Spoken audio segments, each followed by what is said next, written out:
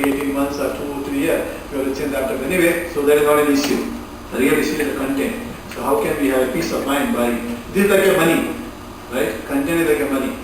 So so you need to be able to put it in a safe place. Like money, the way we put it in bank, we should put it in a cloud. So they might charge a small fee, something like per GB, maybe 10 rupees per month or like that. It is okay, we can spend 100 rupees and have a peace of mind. Right? So that is what some of the people are doing it.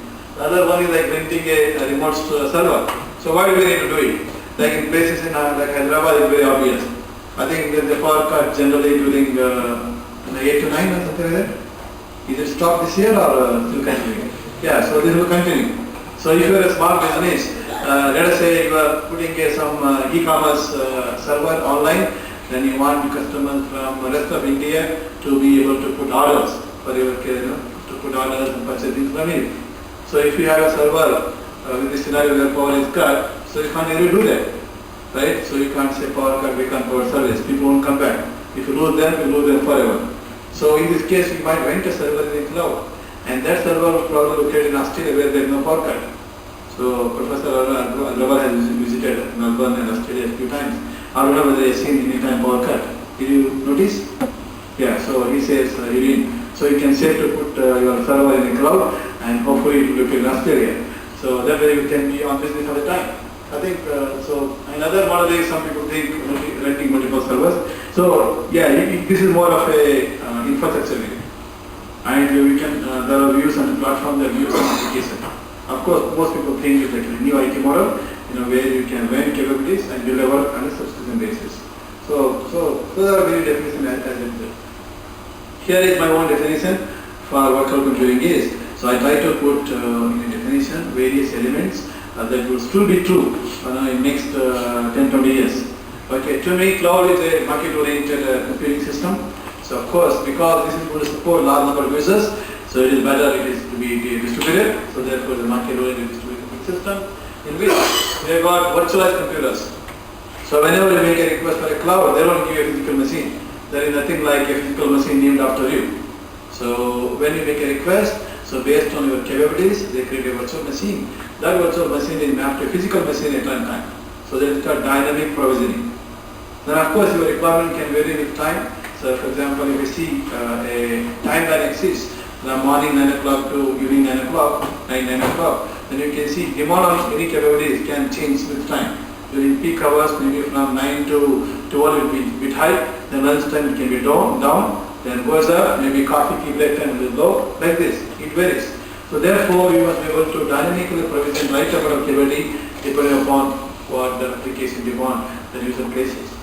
So this dynamic provisioning is very important. So of course we provision dynamically based on service level agreements.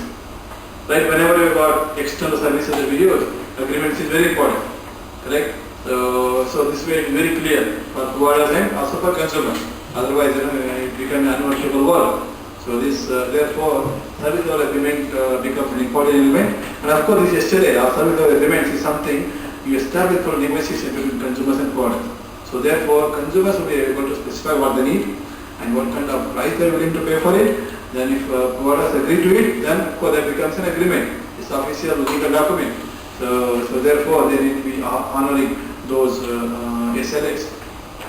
So this is a more of a definition that has very orientation in terms of market.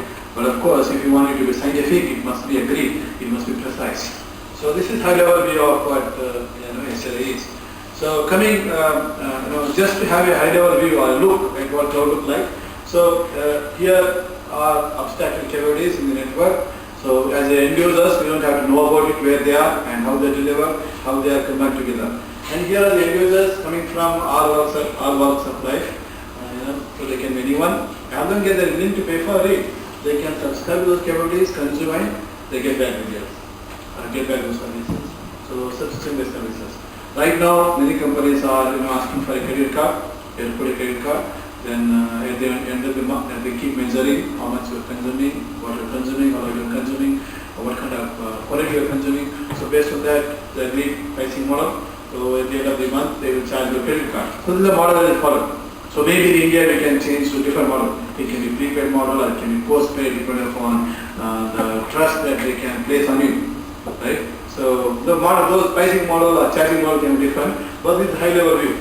Then of course, so if you are a consumer who are consuming a service from a cloud provider, that doesn't mean that this provider is providing you all the capabilities.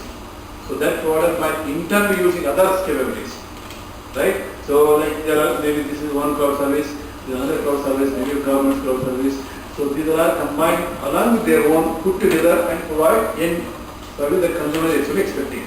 So this is something very important. So therefore you don't have to assume that there one provider does everything for you.